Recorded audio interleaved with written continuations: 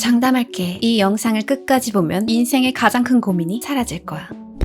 사이번. 예전에 나와 자주 어울리던 친구가 있었어. 당시 그 친구와 나는 비슷한 처지에 있었는데 둘 다 엄청난 업무 스트레스에 시달리고 있었지. 함께 힘든 고민을 털어놓으며 동질감을 키웠었지. 그러다가 내가 쓴 글이 공모전에서 상을 받았고 대형 출판사에서 내 이름을 건 책을 출간할 기회를 얻게 됐어. 그 소식을 친구에게 전하자 그 친구는 이런 말을 했어. 요즘 뭐 개나 소나 책을 내더라? 당시에는 당황해서 웃고 넘겼지만 그 말은 오래도록 가슴에 남더라고. 그러다가 우연히 조던 피터슨의 강의를 보게 되었어. 이 강의를 들으며 이 친구가 계속 떠오르더라고. Here's how you know if someone's your friend.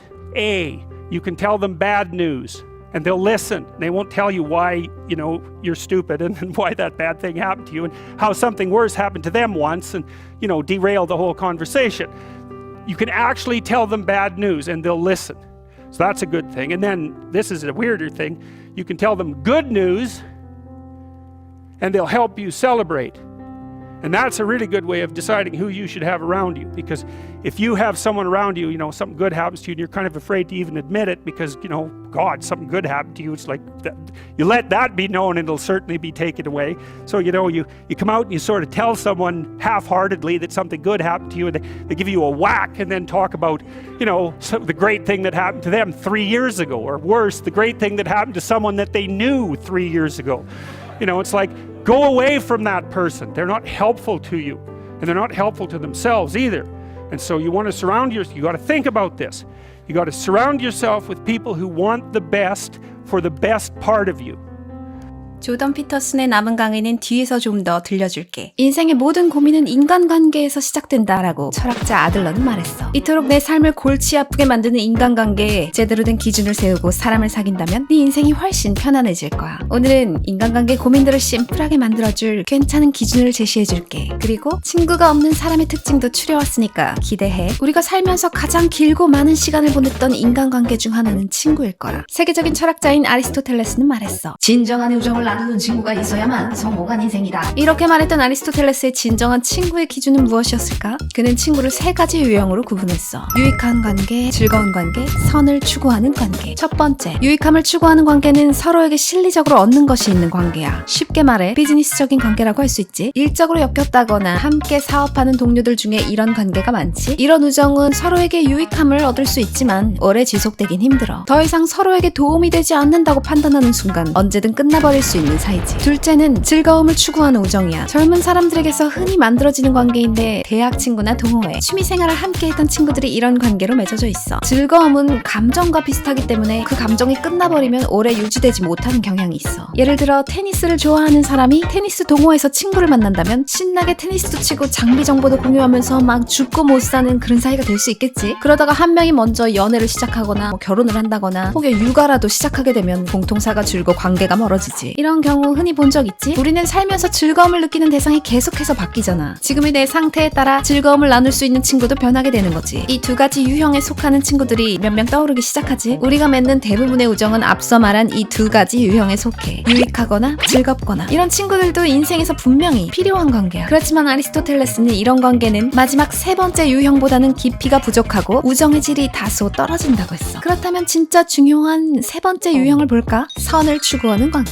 아리스토텔레스는 이 3번째 관계를 완전 레알 찐친이라고 규정했어. 아리스토텔레스의 니코마코스 윤리학에는 이런 말이 나와. 진정한 친구는 서로에 대한 선의를 가지고 있고 상대방이 잘 되길 바라며 그 마음을 서로 간에 알고 있어야 한다. 진정한 우정이란 일방향이 아닌 쌍방향에 성립하는 선의이며 악한 자에게서 나타날 수 없고 신뢰와 사귐의 시간을 필요로 하며 동등성과 상호성에 성립한다. 서로를 존중하고 쌍방향으로 선의를 가지는 관계. 이게 과연 말처럼 쉬운 일일까? 여기 보면 악한 자에게서 나타날 수 없다라고 했는데 대체 그가 말하는 악한 자는 어떤 사람일까? 뭐 살인자나 사기꾼 뭐 이런 사람일까? 아니, 지극히 일상적으로 볼 수 있는 평범한 사람일 거야. 아리스토텔레스의 말을 바탕으로 진정한 친구를 만들 수 없는 사람의 특징 3가지를 생각해봤어. 첫째는 불안을 많이 느끼는 사람일 거야. 이런 사람은 자신의 미래가 늘 불안하고 두렵기 때문에 남의 성공이나 행복을 보면 상대적으로 자신의 몫이 불완전하다고 느끼거든. 이런 마음은 쉽게 열등감으로 번지고 열등감은 이내 질투가 되지. 이 질투심은 친구의 행복을 순수하게 축할 수 없게 만들어. 그러면 서로에게 친구에게 선의를 가질 수도 없겠지. 그리고 불안이 많은 사람은 자신의 걱정이 세상에서 가장 크고 아프게 느껴지기 때문에 항상 의존하고 싶어하지. 그런 사람을 만나면 늘 자신의 처지를 하소연하기에 바빠. 힘든 일이 있을 때 친구에게 고민 상담을 받지 말아라 뭐 이런 뜻은 아니야. 친구에게 의지하는 건 괜찮지만 의존하면 몹시 위험하다는 거야.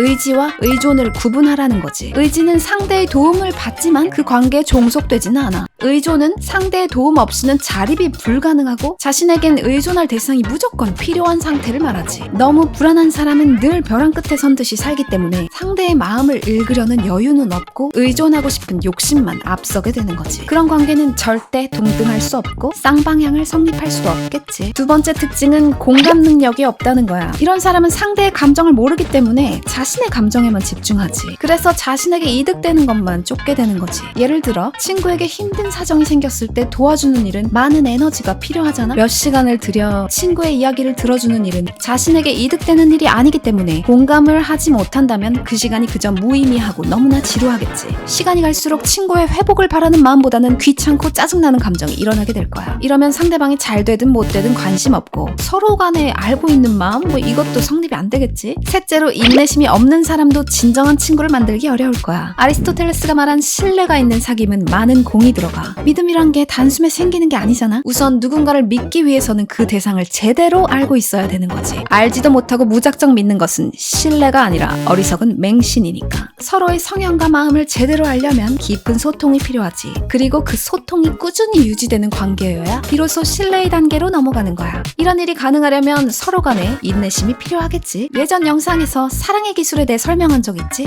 상대를 제대로 사랑하고 이해하려면 수행에 가까운 기술이 필요할 거라고. 인내심이 없는 사람은 사귐의 시간을 견디지 못할 거야. 방금 말한 세 가지 특징은 대단한 악인의 특성은 아니잖아. 매우 흔히 볼 수 있는 평범한 사람의 모습이지. 아리스토텔레스의 이 악한 자의 의미를 깊이 생각할수록 좀 무서운 생각이 들었어. 자연스럽게 일어나는 나의 평범한 욕망을 다듬고 가꾸지 못한다면 나는 언제든 쉽게 악인이 될 수 있는 거니까. 진정한 친구를 만드는 일은 노력뿐만이 아니라 행운도 따라줘야 돼. 우선 자신의 인품을 다듬으며 노력한 사람에게 기회가 주어지고 거기에다가 자신처럼 선한 상대를 만나는 행운까지 있어야 가능한 일인 거지. 진정한 친구 단 한 명만 있어도 성공한 인생이라는 말이 괜히 나온 건 아닌 것 같아. 그치? 사이봄이 너의 성공에 꼭 도움이 되길 바라며 조던 피터슨의 주옥 같은 강의를 마저 볼까?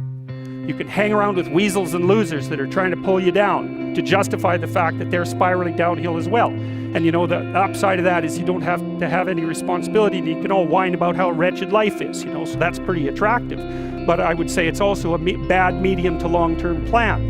And so it's acceptable and desirable to try to surround yourself with people who are facilitating your development.